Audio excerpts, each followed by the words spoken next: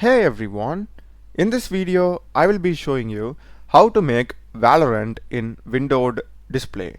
So let's get started. For that, to the rightmost top you'll be having the settings.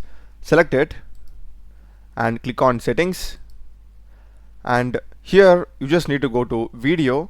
Under video you must go to general, and by display mode will be in full screen by default. Click this drop down and select windowed and just click on apply. And as you can see here, Valorant is now in the windowed mode. So if I click the start button, and I can even like drag it and minimize this, and I can even like use the other apps that are outside. So I'll just click on confirm, close settings. Yep, I can even like go outside of it also. That's the video, guys. Do check the playlist of my channel. Done a lot of videos in programming and AI tools. Subscribe me. Thanks for watching.